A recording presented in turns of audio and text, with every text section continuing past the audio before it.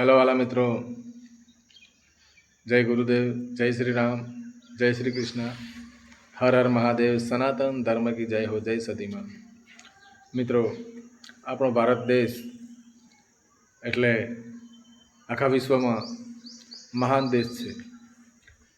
આપણા દેશમાં ભગવાન પણ અવતાર લઈને આવે છે અને આપણો દેશ ભાવનો દેશ છે, પ્રેમનો દેશ છે, લાગણીનો દેશ છે। આપણા દેશમાં જે પ્રેમ ભાવ છે ને મિત્રો, એવા વર્લ્ડમાં જઈએ ને અમેરિકા, ઇંગ્લેન્ડ, બ્રિટન, ઓસ્ટ્રેલિયા, કોઈ બી જગ્યાએ પણ આપણા દેશમાં જે નિસ્વાર્થ પ્રેમ ભાવ છે ને, એવો બીજે સ્વાર્થ વગરનો પ્રેમ ક્યાંય નથી। બધે સ્વાર્થના સંબંધો છે। એટલે આખા વિશ્વમાં આપણો ભારત દેશ મહાન છે। અને મહાન કેવી રીતે કહેવાય છે કે આપણા દેશમાં એવા મહાપુરુષો થઈ ગયા છે, ઘણા થઈ ગયા છે। અને એવા જ આપણા કચ્છ કાઠિયાવાડમાં શ્રી સતી તોરલ અને જેસલ જાડેજા થઈ ગયા। એમની જીવન સમાધિઓ છે મિત્રો, આપ સૌને ખ્યાલ હશે અંજારમાં। પણ જેસલ હતા ને, બહુ ડેન્જર માણસ હતો। બહુ જવાનીમાં કોઈ એને તકલીફ પડી છે તો એ બહુ જેસલ જાડેજા કચ્છની ધરતીનો કાળો નાગ કહેવાતો અને બારવટીયો બની ગયેલો હતો। એમને બહુ લોકોને હેરાન કર્યા હતા। કહેવાય છે કે બેન ભાણેજને પણ એમને પોતાના બેન ભાણેજને માર્યા હતા। એમને જાનો બહુ લૂંટી હતી, બહુ માણસોને માર્યા હતા। એમનો ત્રાસ વધી ગયો હતો અને લોકો કહે છે કે એમના ભાભીએ મેણું માર્યું હતું, પણ ભાભીએ મેણું નહીં, પણ ભાભીને એમને ખ્યાલ હતો કે સતી તોરલ છે બહુ, એમના પતિ સાસતિયાજી અને બહુ ભક્તિવાળા છે અને બહુ ભજનબળવાળા બેન છે અને એમના ચરણે જો કદાચ જેસલ જાય તો એનું જીવન સુધરી જાય અને આ બધું મારફાડ ને ઢાળ પાડવાના ધંધા બંધ કરીને જેસલનું જીવન સુધરે। માટે એમના ભાભી એમને કહે છે કે એટલા બધા તમે સુરવીર હો અને બારવટી આવો ને તો જાઓ ને તોડી ઘોડીને તલવાર લઈ આવો તો હું તમને માનું। તોડી એટલે તોરલ ને ઘોડી, એમની તોરલ ઘોડી પણ હતી અને તલવાર હતી। જેસલ જાડેજા બહુ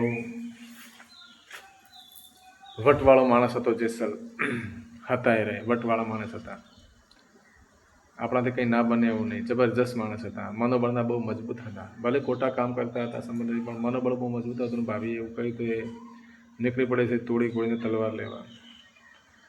હવે એમને તો ચોરી કરવાની અને ચોરી કરીને લાવવાનો, તો રાત્રે જાય છે દરિયામાં નાળામાં બેસીને પેલી બાજુને ત્યાં તોરલનો જ્યાં આશ્રમ હોય છે ત્યાં રાત્રે જાય છે। ત્યાં સતી તોરલના ત્યાં ભજન ચાલુ હોય છે, ભજન સત્સંગ સંતવાણી ચાલુ હોય છે મિત્રો। અને જેસલ ત્યાં જાય છે અને એક બાજુ સંતવાણી ચાલુ છે અને ઘોડાહારમાં ઘોડી બાંધેલી છે, તોડી ઘોડી। તો ઘોડી છોડવા જાય છે ને ઘોડી છોડે છે એટલે ઘોડી હણાહણાટ કરે છે, ઘોડી બોલે છે ને તોફાન કરે છે। અજાણ્યા માણસને જોઈને ઘોડી પણ એક દેવી શક્તિ છે। તો આ બાજુ ભજનવાણી સંતવાણી ચાલુ છે અને ત્યાં ખબર પડે છે કે ઘોડી હણાહણાટ કરે છે, તો બાંધવા આવે છે તોરલ।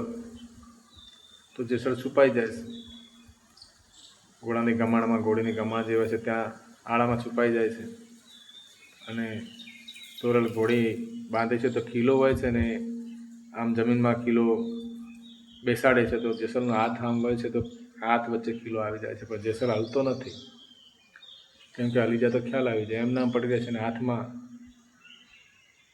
ખીલો આવી જાય છે। ખીલો હાથમાં થઈને તોરલ ઘોડી બાંધે છે અને જતા રહે છે। એમ કરતાં કરતાં ભજનમાં આપણે ભજનમાં અત્યારે આરતી પૂજનને થાળ થાય છે, એમ ભગવાનનો થાળ ચડાવ્યો, પ્રસાદ વેચે તો એક માણસની પ્રસાદ વધે છે। સતનો દરબાર હતો, અલખ દરબાર, સતનો દરબાર હતો। સતના દરબારમાં બધું સતથી જ ચાલે છે। એક માણસનો પ્રસાદ વધે છે તો ગુરુ મહારાજ સંધ્યાજી તોરલ કહે છે કોઈ માણસ અહીંયા છે, પ્રસાદ વધે છે તો વધુના જેવા કોઈ માણસ છે, તો પછી ઘોડી તોફાન બહુ કરે છે પેલા જેસલને જોઈને। તો ફરીથી એ લોકો ત્યાં આવે છે, ઘોડી કેમ આટલું બધું તોફાન કરે છે, આવીને જુએ છે વ્યવસ્થિત અજવાળો કરીને, તો જેસલ પડ્યા છે અને એમના હાથમાં ખીલો છે। તો પહેલાં તો એ ખીલો જ કાઢે છે જલ્દી, એ પણ પછી જેસલને પૂછ્યું કેમ આટલી બધી તકલીફ લીધી છે, કેમ ભાઈ તું આવ્યો છે અને ક્યાંથી આવ્યો છે, આટલી બધી તકલીફ શા માટે લીધી છે? તો જેસલ સાચું જ બોલે છે. અને જે વટવાળા માણસો હોય ને, જે દિલના ખુલ્લા હોય ને, સાચું જ બોલતા હોય છે મિત્રો. જેસલ સાચું કહે છે કે હું આ ઘોડી ચોરવા આવ્યો હતો અને થોડી ઘોડીને તલવાર લેવા આવ્યો છું, ઘોડી લેવા આવ્યો હતો. તોરલને સાસતીઓ કહે છે કે એ તો તમારે છાનામાના અંધારામાં લેવાની ક્યાં જરૂર, આ તો અલ્લાહનો દરબાર છે, તમે માગી હોત તો અમે આપી દઈએ, માગવાથી મળી જાય. જેસલને દવા કરે છે, પાટો બાંધે છે. જેસલ કે માગવાથી મળી જતું હોય, એમને તો મતલબ હતો માગવાથી મળી જતું હોય તો કે આપી દઉં, આ તોરલ ઘોડી, આ તોરલ સતી અને તલવાર લેવા આવ્યો છે.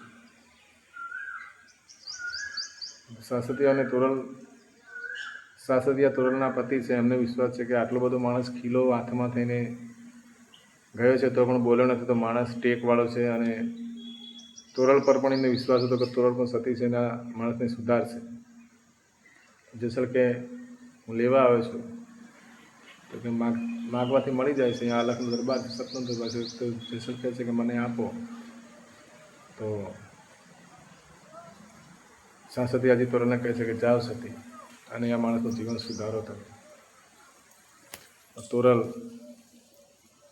જેસલ, તોરલ ઘોડી અને તોરલને લઈને આવે છે મિત્રો.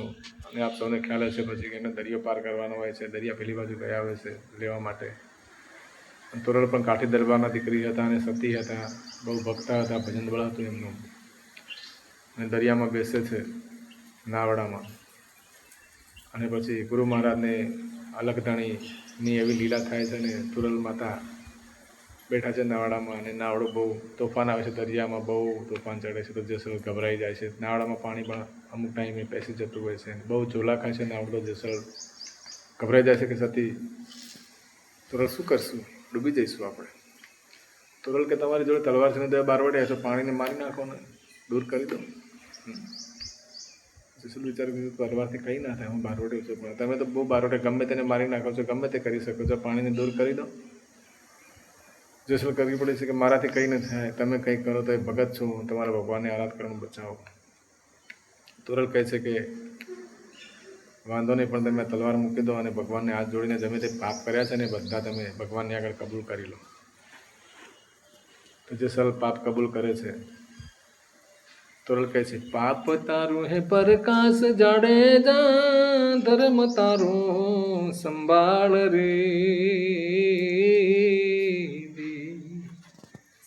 તારી બેડલીને ડૂબવા નહીં દઉં, તારી નાવડીને ડૂબવા નહીં દઉં, જાડેજા રે.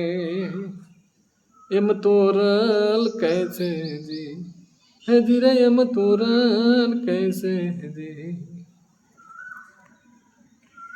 જેસલ શું કહે છે પછી?